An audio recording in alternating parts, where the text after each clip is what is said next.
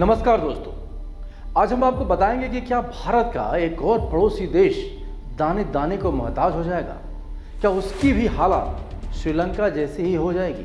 और जब हमारे पड़ोसी देश दुख में होंगे तो इसका असर भारत पर कितना पड़ेगा।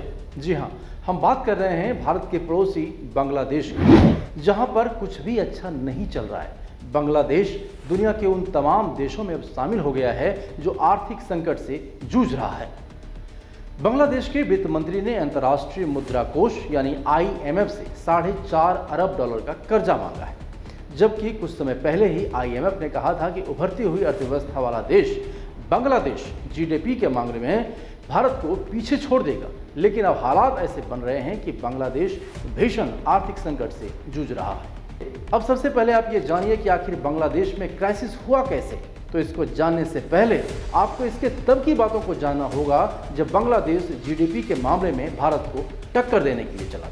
1971 में आज़ादी के बाद ये बांग्लादेश भीषण गरीबी में रहा। 2006 के बाद से बांग्लादेश की तस्वीरों से धूल छटने शुरू हो गए और तरक्की की रेस में वो पाकिस्तान से भी आगे निकल गया। शेख हसीना लगातार तीसरी बार बांग्लादेश की प्रधानमंत्री बनी। हसीना के नेतृत्व में बांग्लादेश एशिया के सबसे सफल देशों में से एक उभर कर सामने आया। मैन्युफैक्चरिंग सेक्टर में बांग्लादेश तेजी से प्रगति कर रहा था। कपड़ा उद्योग में बांग्लादेश चीन के बाद दूसरे नंबर पर है। हाल के एक दशक में बांग्लादेश की अर्थव्यवस्था औसत 6% की वार्षिक दर से आगे बढ़ रही थी। साल 2018 में जून महीने में ये वृद्धि दर 7.86% तक पहुंच गई थी। 1974 में भयानक अकाल के बाद 16.6 करोड़ से ज्यादा की आबादी वाला बांग्लादेश खाद्य उत्पादन के मामले में आत्मनिर्भर बन चुका था। 2009 से बांग्लादेश में प्रति व्यक्ति आय 3 गुनी हो गई थी। जाने माने अर्थशास्त्री कौशिक बासु का कहना है कि बांग्लादेश विकास दर में भारत को भी पीछे छोड़ देगा। बांग्लादेश की सफलता में रेडीमेड कपड़ा उद्योग की सबसे बड़ी भूमिका मानी जाती है। कपड़ा उद्योग बांग्लादेश के लोगों को सबसे ज्यादा रोजगार मुहैया कराता है। कपड़ा उद्योग से बांग्लादेश में 40.5 लाख लोगों को रोजगार मिला हुआ है। बांग्लादेश जेनेरिक दवाइयों के निर्माण में दूसरा सबसे बड़ा देश बन गया है और 60 देशों में इन दवाइयों का निर्यात कर रहा है।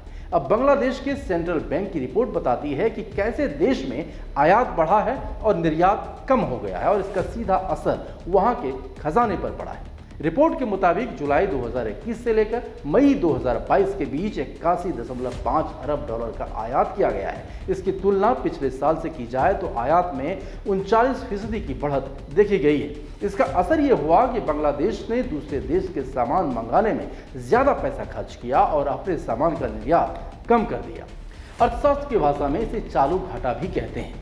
पिछले कुछ समय पहले यहाँ ऐसे ही हो रहा है। हालात बिगड़ने की आशंका इसलिए भी जाहिर की जा रही है क्योंकि रूस और यूक्रेन की जंग का असर दुनिया भर में तेल की कीमतों की वृद्धि के रूप में पहले ही देखा जा रहा है।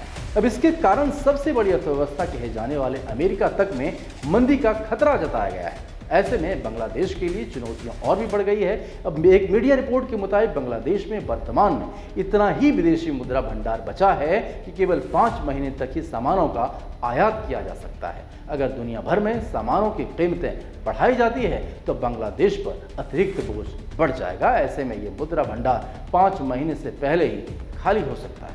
तो आप क्या कुछ सोचते हैं इस रिपोर्ट के बारे में, हमें कमेंट करके जरूर बताइएगा। शुक्रिया।